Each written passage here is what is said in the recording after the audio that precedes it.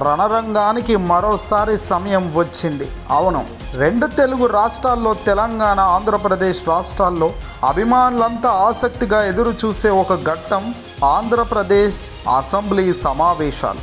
Yes, ఆంధ్రప్రదేశ్లో ఎప్పుడెప్పుడు assembly సమావేశాలు వస్తాయా అని ఎదురు చూసే వాళ్ళు ఉన్నారు అంటే కూడా అతిశయోక్తి కాదు. ఏపీలో సమావేశాలు కాదు, ఏపీ రాజకీయాల టాపిక్స్ ప్రతిరోజు ఎంత హాట్గా నడుస్తుంటాయో మనందరికీ తెలిసింది. రోజుకో గంటకో ట్విస్ట్ మాదిరిగా పొలిటికల్ యాంగిల్స్ టర్న్అవుట్ అవుతుంటాయి ఏపీ వ్యాప్తంగా. రెండు తెలుగు రాష్ట్రాల్లో ప్రజలు వీక్షిస్తున్నారు ప్రతి నిమిషం, ప్రతి సెకండ్. అయితే ఇక మరోసారి 2022 ఏపీ అసెంబ్లీ సమావేశాలకు ముహూర్తం ఖరారైంది. ఈ నెల 15వ తేదీ నుంచి జరగబోతున్న ఆంధ్రప్రదేశ్ శాసనమండలి శాసనసభ సమావేశాలను విజయవంతంగా నిర్వహించేందుకు అవసరమైన అన్ని ముందస్తు జాగ్రత్తలు తీసుకున్నారు ఏపీ ప్రభుత్వం. అయితే దీనికి శాసన పరిషత్ అధ్యక్షులు మహేష్ రాజు, శాసనసభ స్పీకర్ అయిన తమ్మినేని సీతారాం అన్ని శాఖల కార్యదర్శులను, పోలీస్ అధికారులను పిలిపించి మరి ముందస్తు జాగ్రత్తలు పకడ్బందీగా ఉండేలా చర్యలు తీసుకోమని ఆదేశించారు. గత సమావేశాల్లో ప్రస్తుతం సభ్యులు అడిగిన ప్రశ్నలన్నిటికీ సరైన సమాధానాలను సకాలంలో అందజేయాలని అన్ని శాఖల కార్యదర్శులను వారు కోరారట. ప్రతిపక్షాలు అడిగే ప్రతి ప్రశ్నకు ప్రభుత్వం దగ్గర, మంత్రులు, ఎమ్మెల్యేల దగ్గర పర్ఫెక్ట్గా సమాధానం ఉండేలా జగన్మోహన్ రెడ్డి గారు సైతం పర్ఫెక్ట్ ప్రణాళికతో ప్రిపేర్ చేయించారట. ఇక గతంలో చంద్రబాబు నేను అసెంబ్లీకి చచ్చిన రాను, మళ్ళీ ముఖ్యమంత్రిగానే అడుగు పెడతాను అంటూ శపథం చేసి మరీ వెళ్ళారు. సీన్ కట్ చేస్తే చంద్రబాబు ఎప్పుడైనా శపథాలపై ఉంటారా? ఉండనే ఉండరు. ఇటీవల రాష్ట్రపతి రేస్లో ఉన్న ముర్ము గారికి మద్దతు తెలిపేందుకు శాసనసభలో అడుగు పెట్టారు చంద్రబాబు నాయుడు. చెప్పిన మాట ప్రకారం గనక నిలబడాల్సిన పరిస్థితి వస్తే గనక మెడకాయ తెగన పడాలి, మాటపై నిలబడాలి. కానీ చంద్రబాబు ఎప్పుడు నిలబడ్డ దాఖలాలే లేవు. ఈసారి కూడా మరోసారి అసెంబ్లీలోకి రావాలి అని అంబటి రాంబాబు, మంత్రులు, ఎమ్మెల్యేలంతా కూడా చంద్రబాబును డైరెక్ట్గా వెల్కమ్ చేస్తున్నారు.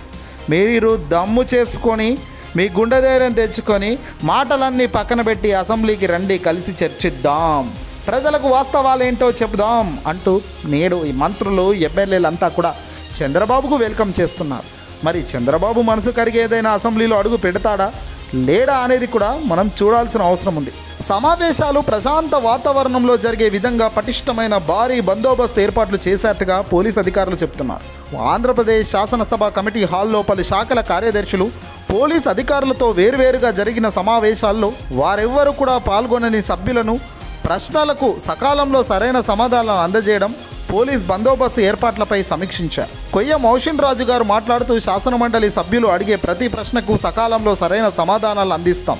వారి గౌరవాన్ని కాపాడాల్సిన బాధ్యత అధికారులపై ఉంటుంది. అటువంటి సాంప్రదాయం కొనసాగేలా అధికారులు ప్రత్యేక దృష్టి చూపాలని కోరారు. శాసనసభ స్పీకర్ తమ్మినేని సీతారాం గారు ఈ సందర్భంగా మాట్లాడుతూ ప్రజల యావత్ దృష్టి ఈ నెల 15 నుంచి జరగబోయే శాసనసభ సమావేశాలపై ఉంటుంది. వాటికి ఎంతో ప్రత్యేకత ఉందనే విషయాన్ని అధికారులందరూ గుర్తించాలన్నారు. సమాచార సాంకేతిక పరిజ్ఞానం విస్తృతంగా పెరిగిపోయిన ఈ నేపథ్యంలో ప్రతి ఒక్కరూ ఈ సమావేశాలపై ప్రత్యేక దృష్టి సారిస్తున్నారన్నారు. రాష్ట్ర ప్రభుత్వ chief whip Mudunuri Prasad Raju, chief coordinator Srikanth Reddy, DGP K Rajendranath Reddy, శాసనసభ సెక్రటరీ పి బాలకృష్ణాచార్యులు, శాసన మండలి సభ్యులంతా కూడా ఈ సమావేశంలో పాల్గొన్నారు. ఇక ఈ నెల రేపు జరగబోయే అసెంబ్లీ సమావేశాలు మొదలు ఎలాంటి రచ్చ ఉంటుంది అనేది చూడాలిక.